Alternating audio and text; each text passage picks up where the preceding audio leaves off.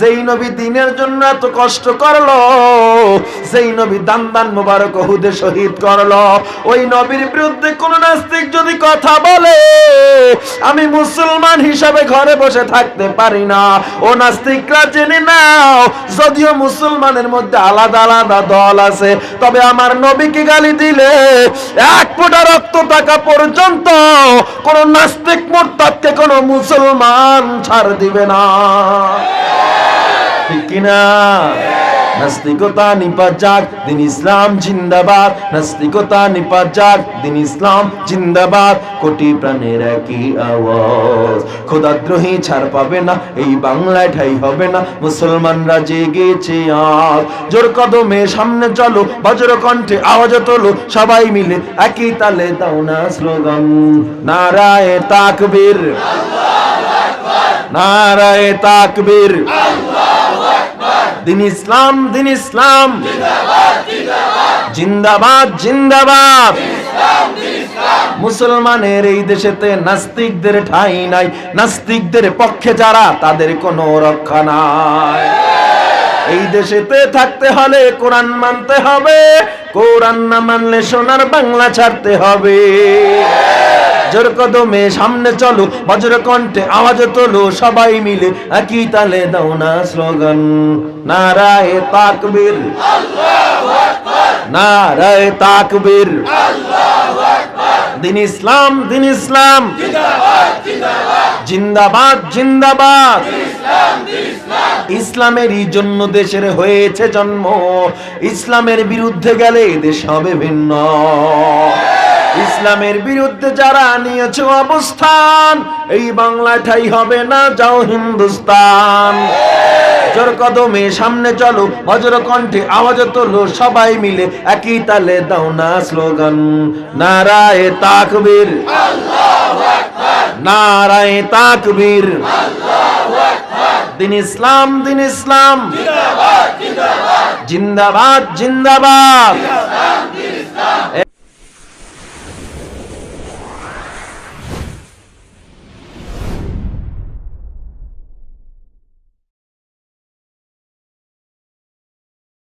السلام عليكم ورحمة الله وبركاته. الحمد لله، الحمد لله الذي لم يزل عالما قديرا،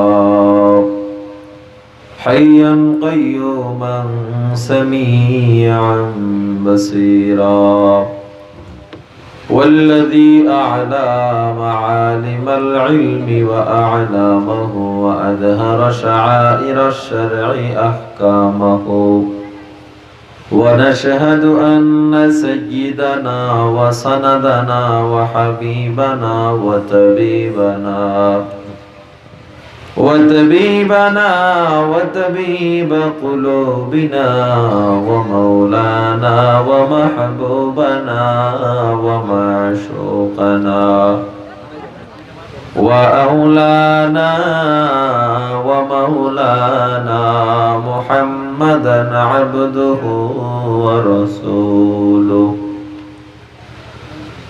الذي أرسله إلى الناس كافة بشيرا ونذيرا، وداعيا إلى الله بإذنه سراجا وقمرا منيرا.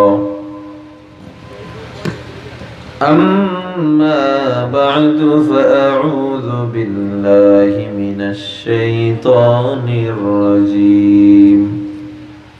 بسم الله الرحمن الرحيم. وما أرسلناك إلا رحمة للعالمين. সবাই দুরূদ শরীফ পড়ি। আল্লাহুম্মা সাল্লি আলা সাইয়্যিদিনা ওয়া নাবিয়্যিনা ওয়া শাফি'না ওয়া হাবিবিনা ওয়া মাওলানা মুহাম্মদ সাল্লাল্লাহু আলাইহি ওয়া আলা আলিহি ওয়া আসহাবিহি ওয়া বারাকা ওয়া সাল্লাম। আলহামদুলিল্লাহ। জামি ইসলামিয়া লহরী 10 জগন্নাথপুর সুনামগঞ্জের উদ্যোগে আয়োজিত। সুনামগঞ্জে পড়ে গেছে এটা। আজকের 35তম ওয়াজ মাহফিলে উপস্থিত মহতারাম সভাপতি শাইখুল হাদিস মুফতি রশিদ আহমদ মোহাম্মদ দরবেশ আলী সাহেব ও হাজী আঙ্গুর মিয়া সাহেব, আরো উপস্থিত বহু উলামায়ে কেরাম। আজকের মাদ্রাসার মাহফিলে আমরা আসতে পেরে খুশি না বেজার? সবাই একবার জোরে আল্লাহর দরবারে শুকর আদায় করি, আলহামদুলিল্লাহ। আমার জন্য একটু দোয়া করেন, আমি কোমর লড়াইতে পারতেছি না। আমি এমন খারাপ রাস্তায় জীবনে যাইনি। এত পরিমাণ ব্যথা পাইছি কোমরে প্রত্যেকটা ধাক্কায়।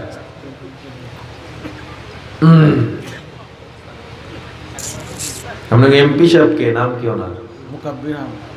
ওনার কয়েন যে হুজুরে পয়গাম দিয়ে গেছে, সংবাদ, রাস্তা ও সিঁড়ি ভালো করতে কইছে, নাইলে কোনো বক্তা কিন্তু আইব না। এমনি সুনামগঞ্জ কিন্তু আমরা কেউ যাই না, এটা যে সুনামগঞ্জ এটা আমি জানিও না।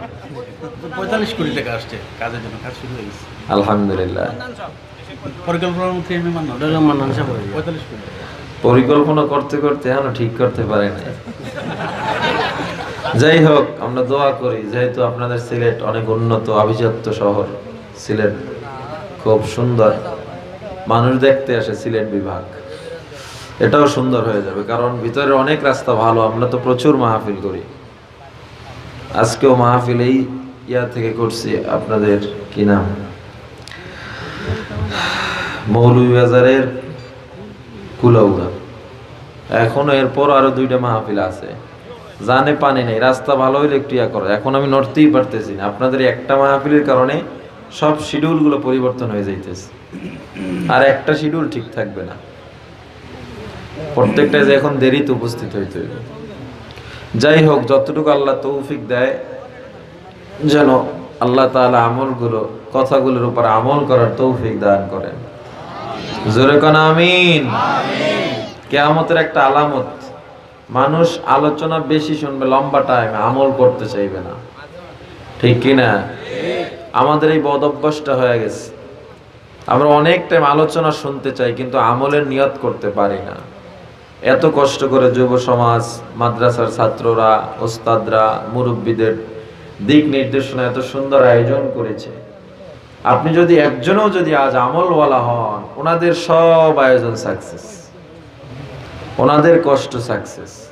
হ্যাঁ, ওনাদের কষ্ট সাকসেস। এজন্য সবাইকে আমলের নিয়তে ওয়াজ শুনতে হবে। আমলের নিয়তে যদি ওয়াজ শুনি, আশা করি ইনশাআল্লাহ ওয়াজ দ্বারা একটা বিপ্লব ঘটবে। কিসের বিপ্লব? মুমিন হওয়ার বিপ্লব। আল্লাহ আমাদের কবুল করে নেন।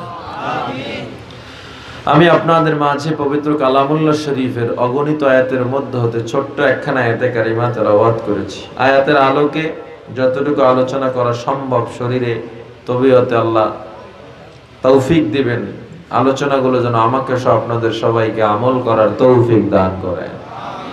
আল্লাহ তাআলা বলেন, ওয়ামা আরসালনাকা ইল্লা রাহমাতাল লিল আলামিন।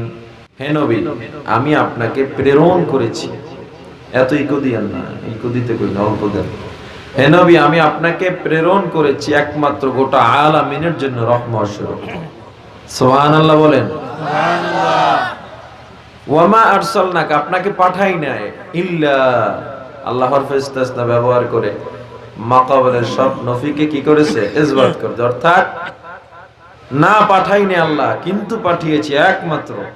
আল্লাহ খুব তাগিদ দিয়ে এবং সবগুলো দূর করে, সন্দেহ দূর করে বলতেছেন, আলামিনের জন্য আপনাকে আমি রহমত স্বরূপ প্রেরণ করেছি। সুবহানাল্লাহ বলে লাভ না লস? হ্যাঁ, সুবহানাল্লাহ কইতেছেন। আবু হুরায়রা থেকে হাদিস বর্ণনা করা হয়, বান্দা যখন জবান থেকে একবার সুবহানাল্লাহ বলে দেয়, আমার আল্লাহ বান্দার আমল নামায় জান্নাতে একটা ফলের গাছ বানায়া দেয়। ফলের গাছটা অনেক ছোট নাকি? না না, আরবের দ্রুতগামী ঘোড়া যদি ফলের গাছের ছায়ার এক মাথা থেকে দৌড় শুরু করে দেয়, অন্য মাথায় যেতে যেতে 500 বছর সময় লেগে যাবে। শুকরে নেমত নেমতত আফজু কুনাদ, কুফরে নেমত আজকা ফতবীরু কুনাদ। আলহামদু লিমান কদ্দার খায়রা ওয়া খাবালা, الحمد لمن قدر خيرا وخبالا، والشكر لمن صور حسنا وجمالا، والشكر لمن صور حسنا وجمالا। ইবনে আব্বাস রাদিয়াল্লাহু তাআলা আনহু জানায় দেয়, ও দুনিয়ার উম্মত, মানুষ জবান থেকে যখন একবার সুবহানাল্লাহ নামটা উচ্চারণ করিয়া দেয়, আমার আল্লাহ আসমান জমিনের মধ্যখানে যত ফাঁকা জায়গা সব দ্বারা ভরে দেয়। এই ছোট ছোট আমলগুলার দাম দেন মুসলমানের একটা বড় সমস্যা হয়ে দাঁড়াইছে। মুসলমান মনে করে নামাজি ইবাদত, রোজা ইবাদত, হজ যাকাত ইবাদত, এর বাইরে আর কোনো ইবাদত নাই। কিন্তু আমার আল্লাহর দরবারে যদি মুক্তি পেতে চাও বান্দা, ওভার ডিউটি ছাড়া মুক্তি পাওয়া যাবে না। ওভার ডিউটি কেমন? এই এলাকা থেকে 2 জন মানুষ বিদেশ গেল, লন্ডন থেকে ফিরলো 5 বছর পর। কয় বছর পর? একজনে কোটিপতি আর একজনে অল্প কিছু টাকার মালিক। কোটিপতি ভাইকে প্রশ্ন করা হয়, ভাই গো তুমি কোটিপতি হইলা, তোমার বন্ধু কেন কোটিপতি হয় নাই? তোমার বন্ধু কেন অল্প কিছু টাকার মালিক? কোটিপতি বান্দা জবাব দেয়, আমাদের মূল ডিউটি ছিল 5 ঘন্টা। 5 ঘন্টা পর আমার বন্ধু বাড়ি গিয়ে ঘুমাইছে, বন্ধু বান্ধবের সাথে আড্ডা দিছে। আমি আড্ডা দেই নাই, আমি ওভার ডিউটি করেছি, এক্সট্রা ডলার ইনকাম করেছি, যার কারণে আজ আমি কোটিপতি হয়ে গেছি, আমার বন্ধু হয় নাই। আমার আল্লাহ জানায় দেয়, ও মানুষের দল, তোর মতো 1000 মানুষ দৈনিক সিজদা দেয়, দৈনিক 1000 মানুষ দান করতেছে, কত লক্ষ মানুষ দৈনিক কত মানুষ জুমায় আমাকে সিজদা দেয়, কিন্তু কয়জন বান্দা আছে তাহাজ্জুদের মুসাল্লা বিছাইয়া আমি আল্লাহকে গভীর রাতে উঠে ওভার ডিউটির নামে সিজদা দেয়? কয়জন মানুষ আছে পাশের ঘরের খবর নেই? আমার নবী বলে, রাস্তার কাঁটাটা সরায়া দাও, হতে পারে আল্লাহ এর বিনিময়ে তোমাকে জান্নাত দিয়া দিবে। এজন্য ছোট আমলের দাম আছে না নাই? জান্নাতে যাইতে হলে শাইখুল হাদিস হওয়া শর্ত না, হাফেজ হওয়া শর্ত, মাওলানা, মুফতি, বক্তা। জান্নাতে যাওয়ার জন্য কোনো শর্ত নাই, একমাত্র শর্ত হলো ইখলাসওয়ালা আমল লাগবে বান্দা। এজন্য বহু আলেম জান্নাতে জাহান্নামে যাবে, ওই আলেমের সামনে বহু রিকশাওয়ালা জান্নাতে চলে যাবে। ও আলেম, তোমার কোনো দাম নাই যদি তুমি নামাজ না পড়ো। ও আলেম, তোমার কোনো দাম নাই যদি তুমি বান্দা রোজা না রাখো। দেখবেন দুনিয়ার জমিনে বহু রিকশাওয়ালা আছে, রিকশা চালাইতেছে, আজানের আওয়াজ কানে আসছে, রিকশার প্যাডেল বন্ধ করে নামাজে দাঁড়ায় গেছে। আছে না নাই? আরো জোরে বলেন। আমার নবী এমন ইখলাসওয়ালা মুখলেস গরিবের ব্যাপারে জানায় দিছে, এমন গরিবরা ধনীর 500 বছর আগে জান্নাতে চলে যাবে। ছোট আমলের দাম দেন।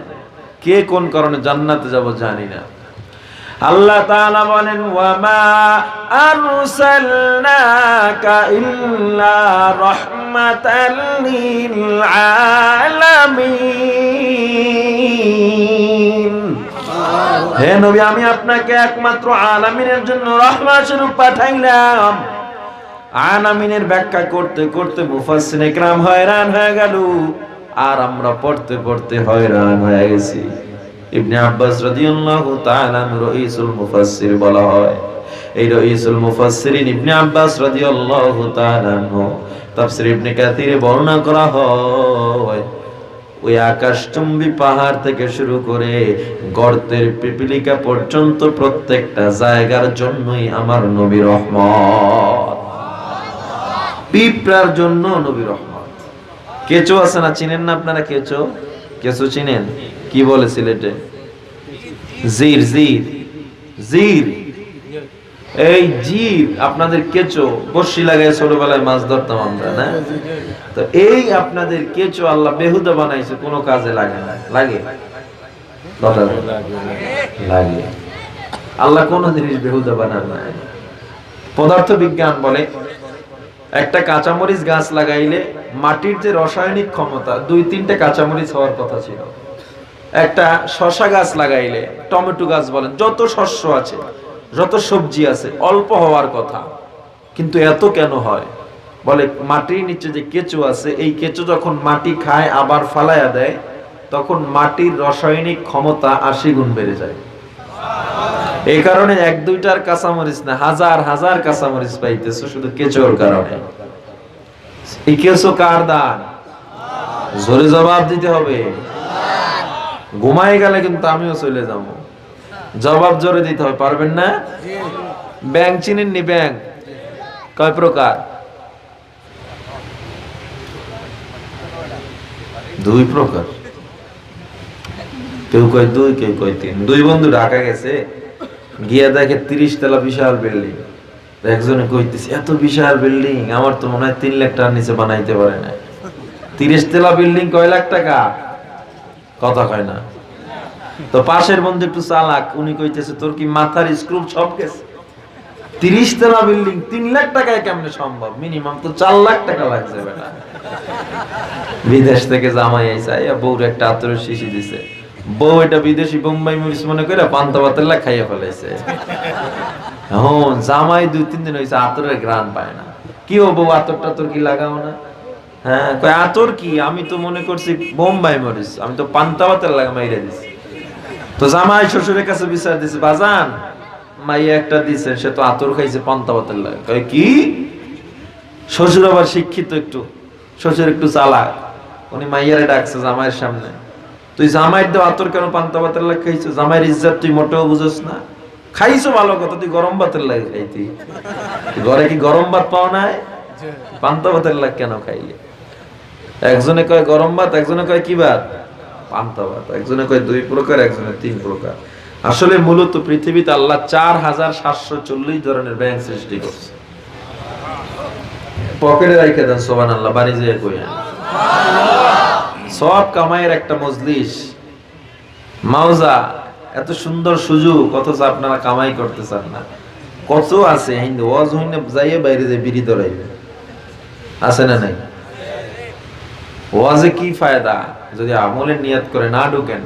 কান সুখের নিয়ত থাকলে এখন বাড়ি যেয়ে ভাবিলে ঘুমান।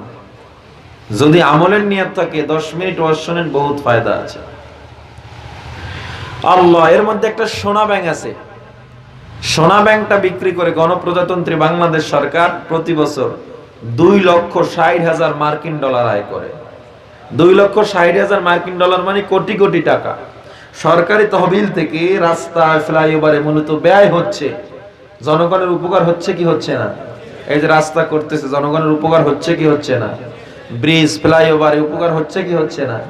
মূলত ব্যাংক সৃষ্টি করে জনগণের প্রতি অনুদানটা কে দিয়েছে? আরো জোরে বলে। সাগর নদী আর পাহাড় বনে পাখিদের গুন গুন গুন জরনে ভেসে আসে ওই সুমধুর তার, চারিদিকে শোনো আল্লাহর জয়গান। আল্লাহ মহান, আল্লাহ মহান, আল্লাহ মহান, আল্লাহ মহান, আল্লাহ মহান, আল্লাহ মহান। শোনো তুমি মন দিয়ে কোকিলের সুর, শুনতে লাগছে দেখো কত না মধুর। মিষ্টি মিষ্টি ওই দোয়েলের গান, রয়েছে তাহাতে কি সুধা ফুরান। কোথা পেল তাহারা এ সুর অম্লান, জবাব পাবে দিল খোদা মহিয়ান। আল্লাহ মহান,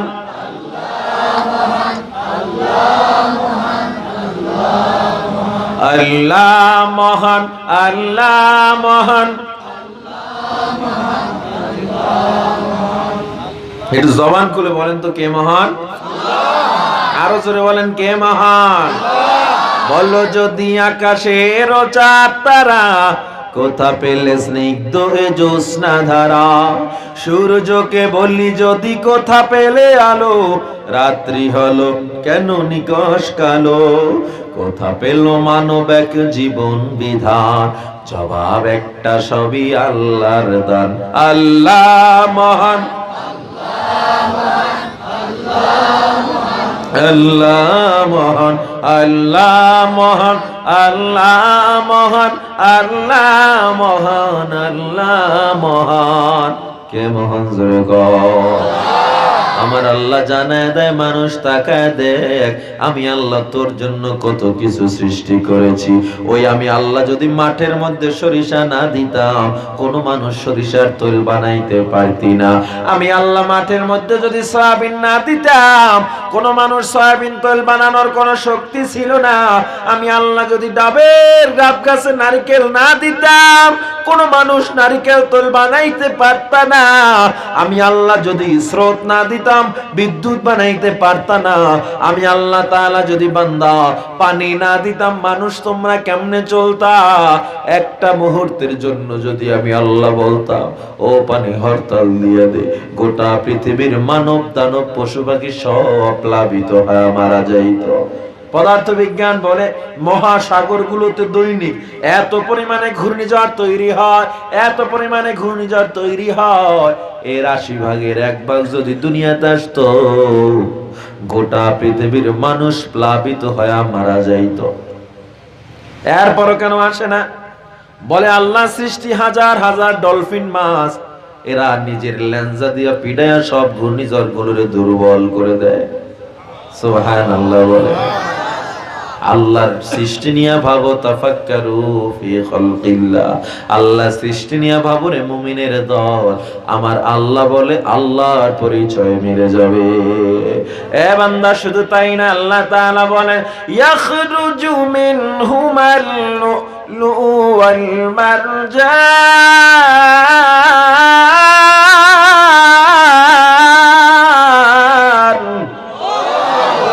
فبأي آلاء ربكما تكذبان।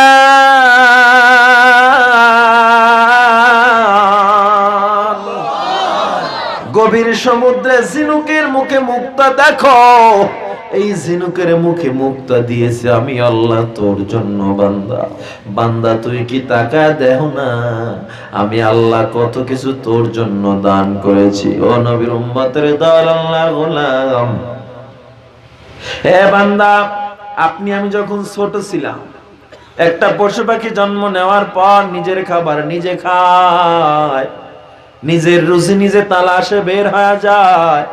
কিন্তু মানুষ এত দুর্বল। আমার আল্লাহ তাআলা বলে বান্দা দেখ, তুই এত দুর্বল, এরপরও আমি আল্লাহ তোরে ফালায়া দেই নাই। তোর মায়ের অন্তরে আমি এমন একটা দয়ার থার্মোমিটার বানাইলাম, তোর বাবার অন্তরে এমন একটা দয়ার থার্মোমিটার বানাইলাম। তুই এত কষ্ট দিয়ে দুনিয়াতে মাকে এত কষ্ট দিয়ে আসছো, তাকায় দেখ, এরপরও মা তোর চেহারার দিয়ে তাকায় সব ব্যথা ভুলে যায়। এই দয়া কার দান? বয়স যখন 2 বছর, তোর ছোট ছোট দাঁত উঠছে, ভাত খাওয়ার বয়স হয়েছে। এ বান্দা তুই শুধু শুধু ভাত খাবি, ভালো লাগবে না। আমি আল্লাহ তোর জন্য এক প্রকার না, 2 প্রকার না। নদীতে তাকা দেখ, তোর ভাত খাওয়ার জন্য আমি কত প্রকারের মাছ বানায়া দিলাম। রুই মাছ ভালো লাগে না, কাতলা মাছ খা না, কাতলা মাছ ভালো লাগে না, ইলিশ মাছ খা। ইলিশ মাছের মাথায় এক ধরনের মজা, ইলিশ মাছের লেঞ্জায় আলাদা মজা, ইলিশ মাছের পেটের মাছে আলাদা মজা, ইলিশ মাছের ডিমে আলাদা মজা, ভাজি ইলিশ এক মজা, রান্না ইলিশ আলাদা মজা। একটা মাছের মধ্যে এত মজার কারিগরের নাম কি? এ বান্দা শুধু তাই নাই, না মাছ ভালো লাগে না, তোর জন্য গোশত বানাইলাম। কত প্রকারের গোশত খাবি, ভালো লাগে না? জংলায় দেখ, কত ধরনের পাখি হালাল করে দিলাম, কত ধরনের সবজি হালাল করে দিলাম, কত ধরনের শাক হালাল করে দিলাম। খা বান্দা খা, আমি আল্লাহর কোনো চাহিদা নাই, আমি আল্লাহ কোনোদিন তোর কাছে বলি নাই তোর ব্যাংক অ্যাকাউন্ট থেকে আমারে ট্যাক্স দে, আমি আল্লাহ কখনো তোর থেকে 1 কাঠা জমিও চাই না, আমি আল্লাহর একটু চাহিদা ওয়ামা খালাকাতুল জিন্না ওয়াল ইনসা ইল্লা লিয়াবুদুন, আমি আল্লাহ মানুষ এবং জিন সৃষ্টি করছি শুধুমাত্র আমার ইবাদত করবে জন্য। এ বান্দা তুই আজকে খেলোয়াড়ের প্রেমে এত পাগল, খেলোয়াড় যেমনে চুল কাটছে তুমিও তেমনে চুল কাটছো, খেলোয়াড় যেমনে পোশাক পরেছো তুমিও তেমন পোশাক পরেছো। ওই খেলোয়াড় কোনোদিন তোমায় দেখবেও না, কোনোদিন ডাকেও না, কোনোদিন পাশে গিয়ে দাঁড়াইতে পারবা না। আর আহকামুল হাকিমিন আমার আল্লাহ জানা দেয়, বান্দা আমি আল্লাহর একবার যদি আল্লাহ বলে ডাক দাও, আমি আল্লাহ তোর ডাকে 10 বার জবাব দিয়া দিব। ফাযকুরুনি আযকুরুকুম ওয়াশকুরুনি ওয়ালা তাকফুরুন, আমি আল্লাহরে স্মরণ কর, আমি আল্লাহ তোরে স্মরণ করব। বান্দা আমি আল্লাহ যদি কোনো পোকামাকড় এই দুনিয়ায় তরুলতা না বানাইতাম, কোন চিকিৎসা বিজ্ঞানের চিকিৎসাও সফল হতো না। হতো? কদু চিনেন? কদু, এই কদু আল্লাহ বেহুদা বানায় না, এই সবজি আল্লাহ বেহুদা বানায় না, প্রত্যেকটার ভিতর আল্লাহ কত বড় বড় গুণ দিয়েছে। কদু খেলে অকালে চুল পাকা বন্ধ হয়, আপনার জন্ডিস কমে যাবে। কদু বেশি করে খান, পাইলসের সমস্যা কমে যাবে। কদু বেশি করে খান, আপনার বুকের জ্বালা পোড়া কমে যাবে। সুবহানাল্লাহ। কদু কার দান? সিম চিনেন না? সিম বাংলালিন না গ্রামীণ? হ্যাঁ, উড়ি উড়ি, হ্যাঁ লাইনে আইছে, এইবার বুঝছেন। এই সিম খাইলে কি হয় বলে? চর্মরোগ দূর হয়ে যায়, আপনার চামড়ার সমস্যা দূর হয়ে যাবে, রক্তের কোলেস্টেরল দূর হয়ে যাবে, রক্তের সুগার দূর হয়ে যাবে। আপনি বেশি করে কাঁচা কলা খান, আপনার হাড্ডির সমস্যা, রক্তের সমস্যা ক্লিয়ার হয়ে যাবে। আপনার রক্তের সমস্যা সব ক্লিয়ার করে বেশি করে গাজর খান, শশা খান। আপনি যদি চোখের নিচে কালো দাগ পড়ে শশা কেটে লাগায় দেন, দূর হয়ে যাবে। চেহারার উজ্জ্বলতা চান, বেশি করে গাজর খান। সুবহানাল্লাহ। না বেশি করে ফেয়ার এন্ড লাভলি মাহে, হ্যাঁ বেশি করে Fair and Lovely face wash মাখে। ওই ফেয়ার এন্ড লাভলি আর ফেস ওয়াশ আল্লাহ সৃষ্টি ছাড়া হয় না। কোন মধু ব্যতীত, মধুর নির্যাস ব্যতীত, shaving cream, cold cream, cream বলেন, এরপরে ফেস ওয়াশ বলেন, মধু ব্যতীত তৈরি হতে পারে না। আল্লাহ শুধু তাই নয় বান্দা, মায়ের বুকে দুধ নাই, মা সন্তান জন্ম দিয়েছে, দুধ আসতেছে না, মাকে বেশি করে কলমি শাক খাওয়া দাও, কদু খাওয়া দাও। মায়ের বুকের দুধের ব্যবস্থা করবে কে? ও বান্দা শুধু তাই না, হুজুরে তো ডাক্তারি কারণ ডাক্তারি করেন, আল্লাহ নিয়ামতের কথা বলি, ঠিক কিনা জোরে কান? এক একজনের দৃষ্টিকোণ এক এক রকম। আমরা কোরআনে বিজ্ঞান পড়ি, আমরা কোরআনেও বান্দা সায়েন্স দেখি, কোরআনেও পদার্থ বিজ্ঞান, কোরআনেও আমরা জীব বিজ্ঞান সব পড়ি। কিন্তু দুনিয়ার মানুষগুলো, বিশেষ করে আমার দেশের মানুষগুলো কয় হুজুররা বিজ্ঞান জানে না, সায়েন্স জানে না, আর্টস জানে না, কমার্স বোঝে না, এরা দেশ নিয়ে ভাবে না, এরা খালি মানুষের বাড়ি খায় আর ঘুরি বেড়ায়। আবার কয় ঠিক, আপনারাই কন ঠিক, এটা ঠিক কইলেন কে? হুজুররা মানুষের বাড়ি খায় না, আল্লাহ খাওয়ায়। আরো জোরে বলেন। আমি যদি হুজুরের বাড়ি খাইতে যাই, আমি হেডটা খাইলাম না, আমার রিজিকেরটা। এজন্য আমার আল্লাহ জানা দেয় মানুষের দল পবিত্র কোরআনে বলে, যারা নেক আমল করবে আমি আল্লাহ তাদেরকে রিজকুন কারিম, উত্তম রিজিক দিয়ে দিব, আমি সম্মানের রিজিক দিব। এজন্য টাকা কি দেখেন না, মাদ্রাসার ওস্তাদের বেতন 5,000 6 মাস বাকি, মসজিদের ইমামের বেতন 6,000 8 মাস বাকি, মুয়াজ্জিনের বেতন বাকি, এরপরেও তোমার সে দামি কাপড়ের জামাটা গায়ে দিয়ে সে হাঁটে।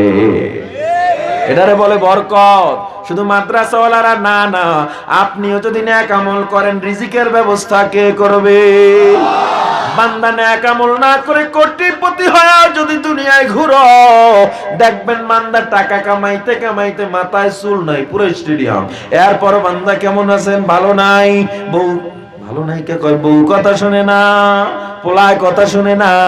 কিন্তু একজন রিকশাওয়ালা সিএনজি ড্রাইভারের জিজ্ঞাসা করে, একজন মাদ্রাসার শিক্ষককে জিজ্ঞাসা করেন, ইমামকে জিজ্ঞাসা করেন কেমন আছে, নেককার আমলওয়ালারা বলবে আলহামদুলিল্লাহ আল্লাহ ভালো রাখছে। দেখবেন রিকশাওয়ালা নামাজ পড়ে যারা, ওই বান্দা সিরা গামছা দিয়ে মুখটারে মুছে আর পরও দেখবেন ঘরে জান্নাতের বাগান হয়ে আছে। ঠিক কিনা জোরে কান? কোটি টাকার মালিক দেখো অভাব হয় না দূর, গরিব ঘুমায় গাছতলাতে মনটা বাহাদুর। ফেরাউনের লাশটা দেখো মিশর জাদু ঘরে, খায় না মাছি পোকা মাকড় সবাই ঘৃণা করে। জ্ঞানী যারা বুঝে তারা শুধুই ইশারায়, নির্বোধকে বুঝাইতে কে পারে কোথায়। তরকারির মতো তরকারি হলে অল্প জালি সেজে, বুদ্ধিমান মানুষ হলে ইশারাতে বুঝে। উঁচু জমিন থেকে পানি নিচু জমিনে যায়, তেমনি আল্লাহর রহমত আসে নম্রতার হৃদয়। ভোগ বিলাসের বাড়ি গাড়ি পরে রবে সব, থাকতে সময় স্মরণ করো আল্লাহ আমার রব। থাকতে সময় স্মরণ করো আল্লাহ আমার রবকে আমাদের রব।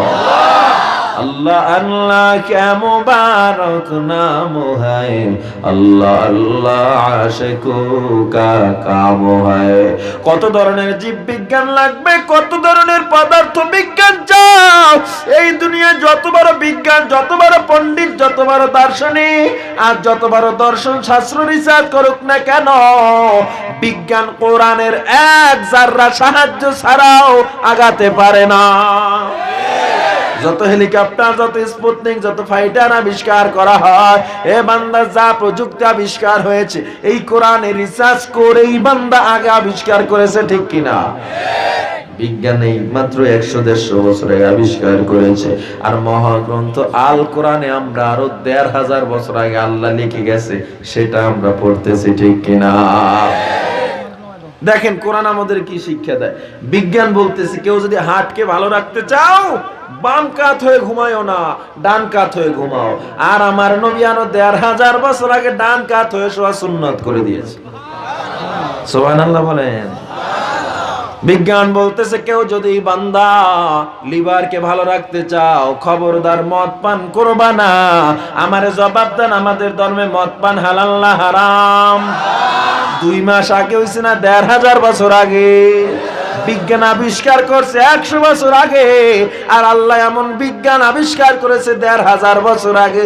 যেই হুজুররা মানুষের বাড়ি খায় আর বুড়ি বাড়ায়, ওই হুজুররাই আগে সেই মহাবিজ্ঞান পড়েছে। বুঝেন? মানুষের বাড়ি খায় খেলে অপবাদ। আপনি খান না কামে পায় না, কি করে না? পাইলে কেউ খাওয়ান সারে আছে, কেউ ছাড়বে না পাইলে। খালি দোষ হুজুর ঘুমিয়া। হুজুররা কি করছে? চার দোকানে বইয়া বইয়া চা খায় আর বিড়ি খায়, হুজুর এই দেশটা খাইছে। তোর মতো খাজুর খাইছে দেশ, হুজুররা খায় নাই। দুর্নীতিতে 5 বার চ্যাম্পিয়ন হুজুররা বানাইছে দেশটারে। হ্যাঁ, কথা কয় না, দেখছো? হুজুররাই বানাইছে মনে হয়। হুজুররা দেশের প্রধানমন্ত্রী, বিরোধী দলে কোন এমপি মন্ত্রী, এরপর হুজুর দোষ। আফসোস লাগে। আবার কয় কি হুজুরদের মধ্যে দেশ প্রেম নাই, এরা রাজাকার। এরা কি রাজাকার? ওই বেটা, এই যে মুক্তিযোদ্ধার লিস্ট বাইরে হইলো, এর মধ্যে 95% মুক্তিযোদ্ধা বাইরে হইলো, সব দাড়িওয়ালা টুপিওয়ালা। তা রাজাকার হইলে তো দাড়ি থাকতো না, টুপিও থাকতো না। তারা তো হুজুর, সব মুক্তিযোদ্ধা। দেশপ্রেম হুজুরদের মধ্যে আছে। আপনারা তো দিনে গান গান আমার সোনার বাংলা আমি তোমায় ভালোবাসি, আর রাত্রে আমার সোনার বাংলা আমি তোমায় ভালোবাস দেই। রাত্রে সোনার বাংলার গান গায়া, দিনে সোনার বাংলার গান গায়া, রাত্রে রাস্তার কোটি কোটি টাকা টেন্ডারবাজি করে সুইস ব্যাংকে বিদেশ পাঠায়। এমন দেশপ্রেম হুজুরদের প্রয়োজন নাই। আপনি দেখেন দেশের বিরুদ্ধে কেউ কথা বলে, নবীর বিরুদ্ধে যখন কেউ কথা বলে, আল্লাহর বিরুদ্ধে যখন কোন নাস্তিক মুরতাদ কথা বলে, যখন উলামা একরাম ময়দানে রক্ত দেওয়ার জন্য প্রস্তুত হয়ে যায়, গোটা বাংলা যেমন কাঁপতে থাকে। আল্লাহর কসম করে বলি, এই দেশের 1 ইঞ্চি মাটি নিয়ে কোনো গাদ্দার, কোনো মির্জাফর যদি আবার টানাটানি করে, কোনো হুজুররা উলামা একরাম ঘরে বসে থাকবে না। দেশের পক্ষে আমরাই আগে স্লোগান দিব, কিন্তু হুদা হুদি খালি গান গাই না আমরা। ফাও গান আমরা গাই না, ঠিক কিনা জোরে কর। হুজুরের দেশের বোঝে না। আপনি যখন আমেরিকা, ইউরোপ যাবেন, মধ্যপ্রাচ্যে যাবেন, কেউ যদি দেখে আপনার গালে দাড়ি, মাথায় টুপি, গায়ে লম্বা জামা, একজন খ্রিস্টানও বলবে নির্দ্বিধায় যে এটা মুসলমান। তার মানে তাদের মাথায় এটা কাজ করলো, মুসলমান তো সে দাবি করবে যারা তাদের সুপারম্যান নবীর আদর্শ মেনে চলে। কারণ বেঈমানরাও আমার নবীকে এক নম্বরে সুপারম্যান মেনে নিয়েছে। বেঈমানরাও জানে কোরআন এত সুন্দর। বেঈমানরাও দেখেছে ১৫০০ বছর ধরে মানুষ চেষ্টা করে, আজ পর্যন্ত কোরআনের একটা হরকতের ভুল বের করতে পারে না। যারা কোরআনের ভুল বের করতে গেছে, কোরআনের আয়নায় তাদের ভুল ধরা পড়ে কালেমা পড়ে মুসলমান হয়ে গেছে। ঠিক কিনা জোরে কান।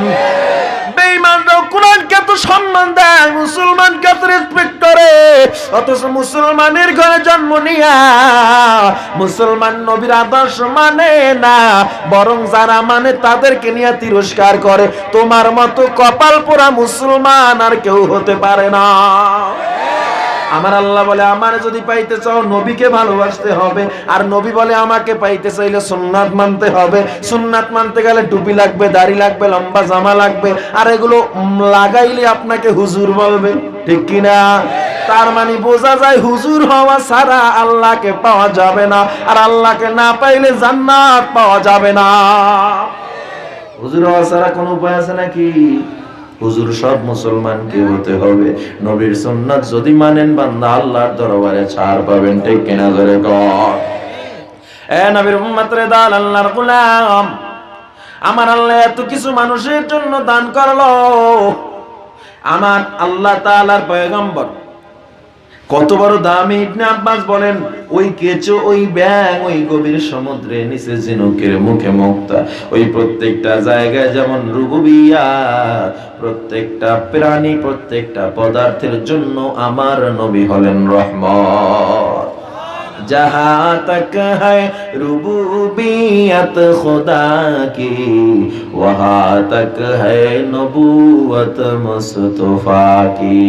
আমার নবীর এত দাম, এত দাম। আম্মা জান আয়েশা রাদিয়াল্লাহু তাআলা আনহা বলে, আমার নবীর দিকে যদি কোনো মানুষ 7 দিনের ক্ষুধা নিয়ে একবার তাকাইতো, বান্দা 7 দিনের ক্ষুধা এক মুহূর্তেই সব নিমিষেই বান হয়ে যাইত। আমার নবীর দাম আছে না নাই? আরো জোরে কোন।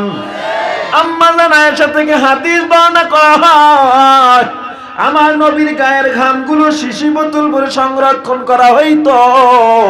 কোন অনুষ্ঠান যখন আসতো, বোতলের মুখটা খুলে দিলে গোটা অনুষ্ঠানটা, গোটা ময়দানটা মিশক আম্বরের চেয়েও সুবাসিত হয়ে যাইত।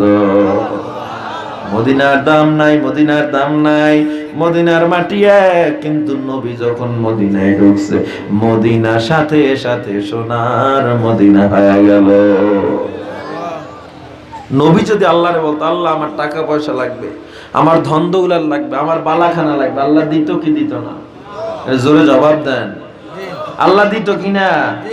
এরপর আমার আল্লাহ নবী আল্লাহর কাছে চায় না, আল্লাহর নবী গোটা মানুষকে শিক্ষা দিয়ে গেছে, ও দুনিয়ার মানুষ, আমি নবী এত কষ্ট করেও দিনের দাওয়াত থেকে বিরত হই না। আমি পেটে পাথর বেঁধে ইসলামের দাওয়াত দিয়েছি, একটা বারের জন্য আমি আল্লাহর ইবাদত থেকে গাফেল হই না। তোমরাও গাফেল হইও না।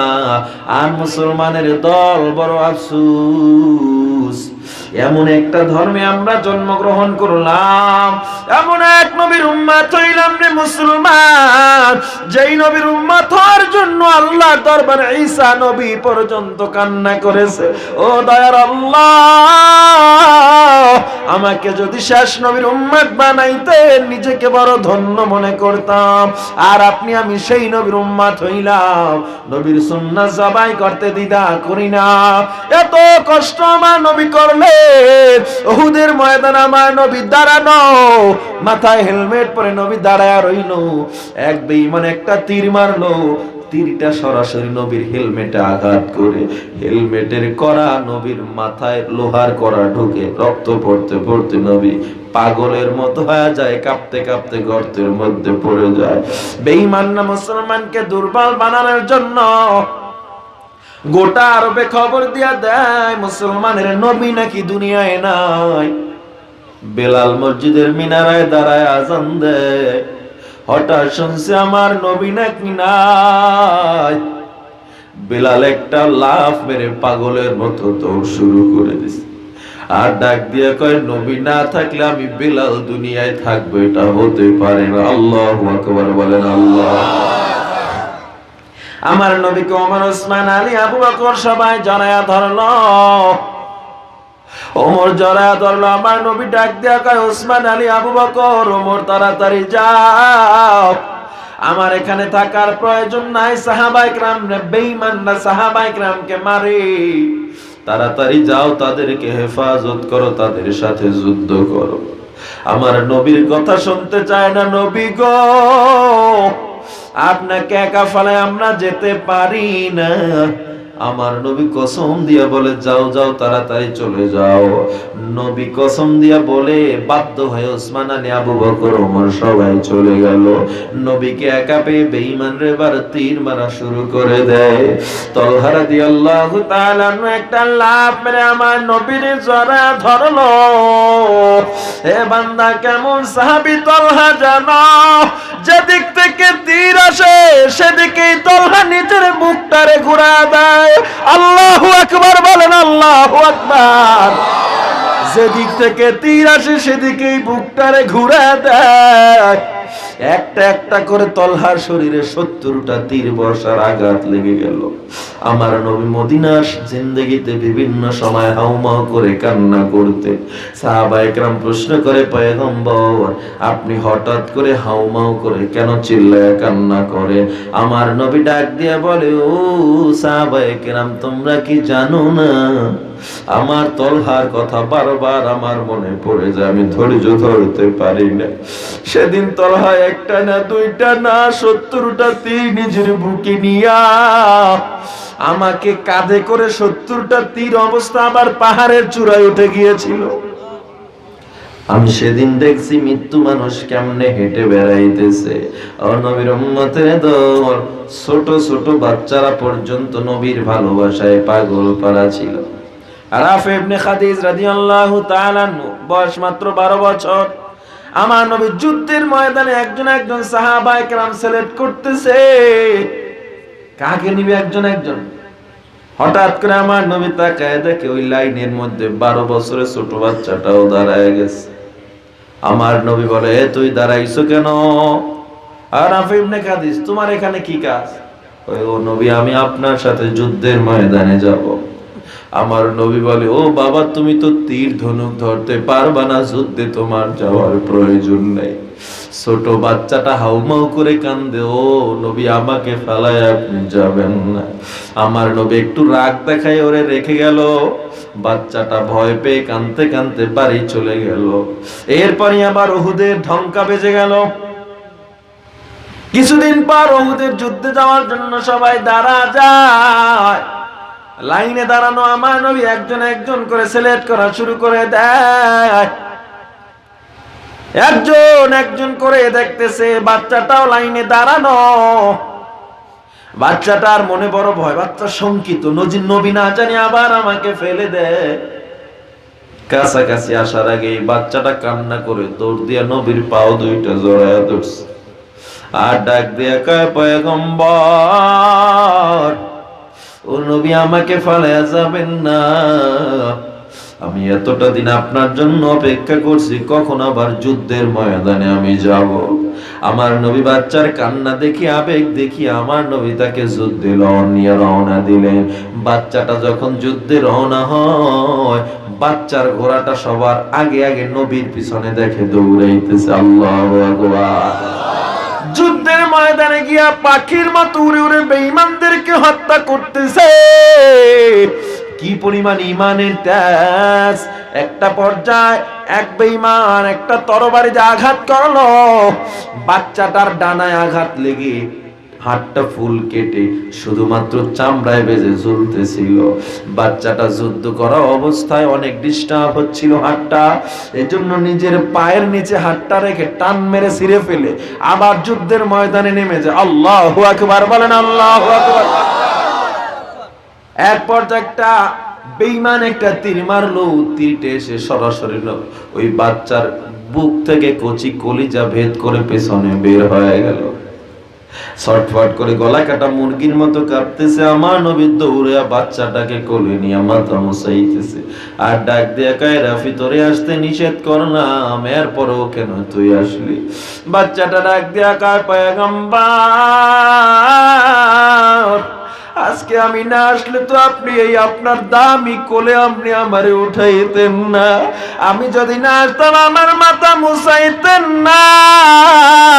আমার নবী কয়, ও রাফি শুনিয়াল, তোমার কলিজার ভিতরে যে তীরের ফলা আছে এই তীরটা আমি বের করব, ফলাটা আমি রেখে দিব, তুমি রাজি আছো কিনা? কয়, ও নবী আমি রাজি আছি। আমার নবী ডাক দিয়া কয়, ও রাফি জেনে নাও ওই কিয়ামতে আমি কোন শহীদের ব্যাপারে সাক্ষী দিব না, আল্লাহ তাদের তো জান্নাত দিয়া দিবে, কিন্তু আমি তোমার ব্যাপারে সাক্ষী দিব হাযা শহীদ। আয় আল্লাহ এই বাচ্চাটা শহীদকে তাড়াতাড়ি জান্নাত দিয়া দাও। কেমন ইমানদার হইছো, কেমন ইমান হইছো নবীর জন্য, কতটুকু ইমান আনছো। বড় আফসোসের সাথে বলতে হয়, এ বান্দা 3.5 হাত বডিতে আমরা যেমন নবীর ভালোবাসা নবীর আদর্শ ঢুকাবো, আল্লাহর কসম করে বলি নবীর বিরুদ্ধে কেউ কথা বললে তোমার অন্তরে যদি না লাগে মনে করবা তোমার ইমানে দুর্বলতা আছে। আমরা সবাই আমাদের মাকে ভালোবাসি কিনা, বাবাকে, বন্ধুকে, সবাইকে আমরা ভালোবাসি। কেন দেখেন, বন্ধুকে ভালোবাসে কেউ যদি বন্ধুর বিরুদ্ধে, দলের বিরুদ্ধে, নেতার বিরুদ্ধে গালি দেয় আপনার মন খারাপ, মেজাজ গরম। বাবাকে কেউ গালি দিলে মেজাজ গরম হয়ে যায়। কেন বলে ভালোবাসি। আমার নবীকেও যদি ভালোবাসতা, নবীকেও কেউ গালি দিলে তোমার মেজাজ ঠিক থাকার কথা না, ঠিক কিনা? ও মুসলমান, আমার নবী জানায় দেয়, লা ইউমিনু আহাদুকুম হাত্তা আকুনা আহাব্বা ইলাইহি মিন ওয়ালিদিহি ওয়া ওয়ালাদিহি ওয়ান নাসি আজমাইন। তুমি ততক্ষণ পর্যন্ত মুমিন হতে পারবে না যতক্ষণ না পর্যন্ত মা বাবা, সন্তান এবং সমগ্র মানুষের চেয়ে আমি নবীকে বেশি ভালো না বাসবা। কি মনে করেন একদল ময়দানে মার খায় আপনি ঘরে বসে তসবিহ টিপেন, এই ইমানের কোনো দাম নাই, ঠিক কিনা? জোরে কয়। এ বান্দা, আমি একটা জিনিস পরিষ্কার বলে দিতে চাই, আমরা যেই দল করি না কেন আমার একটু জবাব দেন, আমাদের নবী কয়জন, আমাদের আল্লাহ কয়জন, ধর্ম কয়টা? সব যদি এক হয়, আমার নবীর বিরুদ্ধে কোন নাস্তিক, কোন মুরতাদ গালি দিবে, আমি কসম করে বলতে পারি এই বাংলার জমিনে তাকে ঠাঁই দেওয়া হবে না, ঠিক কিনা? জোরে কান। যেই নবী দ্বীনের জন্য এত কষ্ট করলো, যেই নবী দান মুবারক উহুদে শহীদ করলো, ওই নবীর বিরুদ্ধে কোন নাস্তিক যদি কথা বলে আমি মুসলমান হিসাবে ঘরে বসে থাকতে পারি না। ও নাস্তিকরা জেনে নাও, যদিও মুসলমানের মধ্যে আলাদা আলাদা দল আছে, তবে আমার নবীকে গালি দিলে 1 ফোঁটা রক্ত থাকা পর্যন্ত কোন নাস্তিক মুরতাদকে কোন মুসলমান ছাড় দিবে না, ঠিক কিনা? নাস্তিকতা নিপাত যাক, দিন ইসলাম জিন্দাবাদ। নাস্তিকতা নিপাত যাক, দিন ইসলাম জিন্দাবাদ। কোটি প্রাণের একই আওয়াজ, খোদাদ্রোহী ছাড় পাবে না, এই বাংলায় ঠাই হবে না, মুসলমানরা জেগেছে আজ।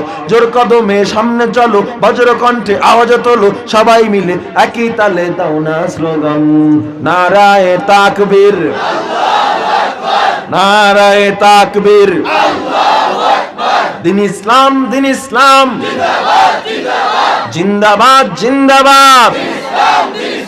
মুসলমানের এই দেশেতে নাস্তিকদের ঠাঁই নাই, নাস্তিকদের পক্ষে যারা তাদের কোনো রক্ষা নাই। এই দেশেতে থাকতে হলে কোরআন মানতে হবে, কোরআন না মানলে সোনার বাংলা ছাড়তে হবে।